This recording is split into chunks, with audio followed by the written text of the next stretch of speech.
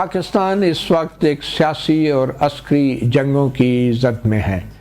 سیاسی جنگ جو پاکستان کے اندر اقتدار کی کشمکش ہے، اور عسکری جنگ جو پاکستان کے سرحدوں پہ خود پاکستان افغانستان سے لڑ رہا ہے، اور ایران اور امریکہ پاکستان کی سرحد پہ اس جنگ میں مصروف ہیں۔ آبنائے ہرمز پہ امریکہ کا کنٹرول نہیں ہو پا رہا، اور پوری دنیا کو وہاں سے تیل کی ترسیل رک گئی ہے، جس کے اثرات دنیا کی معیشت پہ بھی پڑ رہے ہیں۔ صدر ٹرمپ نے کچھ دیر پہلے ایک نیوز کانفرنس میں یہ اعلان کیا ہے کہ جنگ ختم ہو جائے گی۔ ایران کے بحری جہاز اور طیارے تباہ کر دیے ہیں، 100 سے زائد ایرانی جہازوں کو غرق آب کیا ہے۔ امریکی افواج نے ایرانی رجیم کا خاتمہ کر دیا ہے، 90% میزائل اور 85% ڈرون صلاحیت ختم کر دی گئی ہے۔ امریکہ نے ایرانی فوجی اور کمرشل اہداف کو نشانہ بنایا ہے۔ آبنائے ہرمز میں بارودی سرنگیں بچھانے والی کشتیاں ڈبو دی ہیں۔ جنگ کے اخراجات امریکی معیشت کے لیے کچھ بھی نہیں، 7000 سے زائد اہداف کو نشانہ بنایا۔ اس تمام صورتحال کے اوپر بات کریں گے، اور پھر پروگرام کے اگلے حصے میں پاکستان کی اندرونی سیاست کے اوپر بھی بات ہوگی۔ مگر پہلے ہمیں آج ایک بہت ہی خاص مہمان نے ہمیں جوائن کیا ہے، جناب سردار مسعود خان، جو کہ سابق صدر آزاد جموں کشمیر ہیں اور سابق سفیر امریکہ، چین، اقوام متحدہ میں پاکستان کے مستقل مندوب بھی رہ چکے ہیں۔ مسعود خان صاحب، بہت شکریہ صحافی پروگرام کو وقت دینے کا۔ آپ نے سنا امریکی صدر نے جو پریس کانفرنس کی، نیوز کانفرنس میں کہا کہ جنگ جلد ختم ہو جائے گی، تو آپ کو کیا لگتا ہے کہ امریکی صدر نے کیا بظاہر اس جنگ کے اہداف حاصل کر لیے ہیں، اور وہ آخر وہ اہداف تھے کیا؟ صدر ٹرمپ کے اس بیان میں صداقت بھی ہے۔ انہوں نے ایرانیوں کو بہت نقصان پہنچایا ہے، اور حملوں کی تعداد جو انہوں نے بتائی ہے وہ بھی بہت زیادہ ہے، اس میں کوئی شک نہیں۔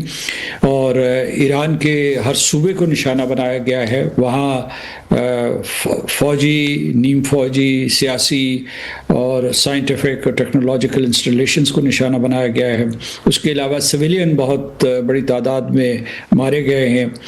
تو وہاں ایک بحران ہے، انسانی بحران ہے، ہیومینیٹیرین کرائسس ہے، اس میں کوئی شک نہیں۔ دوسرا یہ کہ انہوں نے جنگ کے اوپر بہت پیسے خرچ کیے ہیں، اور بہت تیزی سے خرچ کیے ہیں، کیونکہ انہیں نشانہ تنقید بنایا جا رہا ہے ملک کے اندر سے بھی، کہ انہوں نے بغیر کسی مینڈیٹ کے یہ جنگ شروع کی، اور اس کے بعد جو اس کے اوپر اتنے اخراجات زیادہ ہیں۔ اور لیکن یہ ہے کہ ساتھ ساتھ یہ بھی بات اپنی جگہ پہ درست ہے کہ یہ اے سیمیٹرک وار ہے جہاں تک ایران کا تعلق ہے، یعنی وہ جو مقابلہ کر رہا ہے وہ ایسے نہیں ہے کہ بام فار اے بام اور میسائل فار اے میسائل کر رہا ہے، وہ سوچ سمجھ کے اپنے بیلسٹک میسائل استعمال کر رہا ہے یا ڈرونز استعمال کر رہا ہے۔ اور ان کی طرف سے جو بیانات آتے ہیں وہ یہ کہہ رہے ہیں کہ ان کے پاس وافر مقدار میں ذخائر موجود ہیں، خاص طور سے جو ان کا یہ کلر ڈرونز ہیں ان کے، اور اس کے علاوہ جو ہے بیلسٹک میسائلز ہیں، ہائپرسونک میسائلز ہیں، کہ ابھی ان کے پاس ذخیرہ موجود ہے۔ یہ اصل میں ایک طرف تو یہ اس قسم جنگی ساز و سامان کی اور ان کے ذریعے جو ہے حملوں کی جنگ ہے، دوسری طرف اعصابی جنگ ہے۔ اور مسعود خان صاحب، امریکہ نے آخر یہ جنگ جب شروع کی تھی تو یہ دعویٰ کیا تھا کہ ایران جو ہے وہ ایٹمی ہتھیار حاصل کرنا چاہ رہا ہے، جبکہ ایسے کوئی شواہد نہیں تھے، اور کچھ عرصہ پہلے تو امریکہ نے یہ کلیم کیا تھا کہ ایران کی ایٹمی صلاحیت کو مکمل طور پہ تباہ کر دیا گیا ہے۔ تو اب یہ جنگ جو ہے، آپ سمجھتے ہیں کہ ایک فضول سی جنگ تھی، بے مقصد جنگ تھی، اور امریکی صدر نے امریکہ کے اندر کی سیاسی جو صورتحال تھی اس سے بچنے کے لیے یہ سب کچھ کیا؟ جو امریکہ کی سیاسی اشرافیہ ہے بشمول صدر یا اس کے علاوہ ان کی کابینہ کے ارکان اور کانگریس، وہ اسرائیل کے نرغے میں ہیں، اور اسرائیل کی ترجیحات ان کی ترجیحات بن جاتی ہیں۔ ماضی کے کچھ صدور نے اس کی مزاحمت بھی کی ہے، لیکن اس وقت جو کابینہ تھی اور اس کی جو ترکیب ہیتی تھی اس کے مطابق جو بھی ان کی کمپوزیشن تھی اس کے مطابق وہ اس قسم کی مزاحمت آپ نے نہیں دیکھی.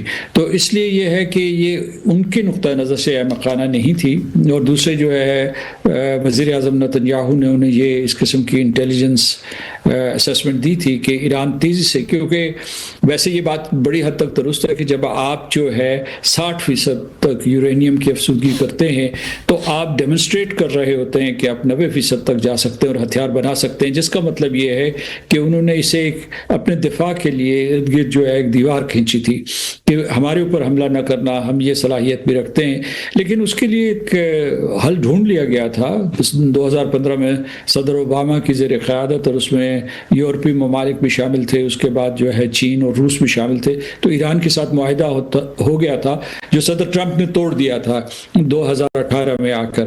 تو اس کے بعد نئے سرے سے اس کام کا آغاز ہوا, اور اب جو بلکہ یہ جو ہے یہ مذاکرات کر رہے تھے اس جوہری پروگرام کے سلسلے میں, اسے جو ہے کرٹیل کرنے کے لیے ان کی گفتگو جاری تھی. ایک اور دور جو ہے وہ وینا میں ہونا تھا, لیکن اسی دوران امریکہ نے حملہ کر دیا, جس کا مطلب یہ ہے کہ اور انہوں نے اہداف بھی پھیلا دیے. پہلا یعنی ایک یہ کہ جی حکومت کو نظام حکمرانی کو تبدیل کریں گے, اور اس کے بعد جو ہے وہاں پہ ایک نیا انقلاب آئے گا. دوسرا یہ کہ یہی جوہری پروگرام. تیسرا یہ کہ ان کے میسائلز تباہ کرنے ہیں اور جو ہے ان کا ملٹری انڈسٹریل کمپلیکس تباہ کرنا ہے.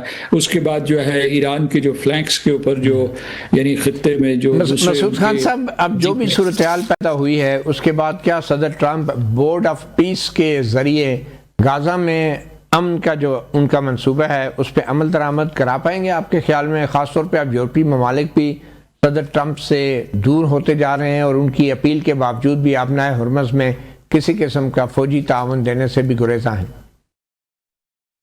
بورڈ آف پیس نے روز اول سے کوئی مؤثر کام نہیں کیا. اس کی وجہ یہ ہے کہ صدر ٹرمپ کی کہنے کی وجہ سے ایک اسرائیل نے سیز فائر مان لی تھی, لیکن وہ ایک ایسی سیز فائر ہے جس میں اب تک جو ہے جب گزشتہ اکتوبر سے سیز فائر کا آغاز ہوا تھا تو اب تک 700 سے زیادہ غزنز جو ہے وہ شہید ہو چکے ہیں. اس میں زیادہ تعداد بچوں کی ہے یا عورتوں کی ہے, اور وہ مطلب ہے ان کو ہر طرف سے گھیر کے ان کو مارا جا رہا ہے. تو اس طریقے سے وہ سیز فائر کام نہیں کر رہے. دوسرے یہ جو حالیہ جنگ ہے اس کی وجہ سے ویسے ہی غزہ کو اور جو پورے کا پورا بورڈ آف پیس کا بنیادی مقصد تھا اس کو پس پش ڈال دیا گیا ہے. اس کی طرف تو کسی کی توجہ ہی نہیں جا رہی. اور دوسرے یہ ہے کہ مقبوضہ فلسطین جو ہے جس کو آکوپائڈ پیلسٹینین ٹیریٹری کہتے ہیں, اس میں اسرائیل نے جو غیر قانونی بستیاں تھیں ان کی تعداد میں اضافہ کر دیا, تیزی سے اضافہ کر دیا. اچھا, آخر میں مسعود صاحب یہ بھی بتا دیں کہ یہ آبنائے ہرمز سے مبینہ قبضہ چھڑانے کے لیے امریکہ نے جو یورپی ممالک سے تعاون مانگا اور بظاہر ان کی طرف سے انکار ہی آ رہا ہے, اس کا کیا مطلب لیا جا سکتا ہے؟ کیا یورپی ممالک اور امریکہ کے درمیان اختلافات پیدا ہو رہے ہیں؟ اختلافات پہلے سے موجود تھے, اور آپ کو معلوم ہوگا کہ صدر ٹرمپ نے اس سلسلے میں بڑی محنت کی کہ ان کے اور یورپ کے تعلقات خراب ہوں. یورپین حلیف جو تھے ان کو ٹیرف کی دھمکی دی, گرین لینڈ لینے کی دھمکی دی. اس کے بعد نیٹو کے ساتھ بھی انہوں نے جس قسم کا رویہ رکھا, مطلب یورپینس کو کہہ رہے تھے کہ جو آپ خود اپنے دفاع کی ذمہ داری لیں.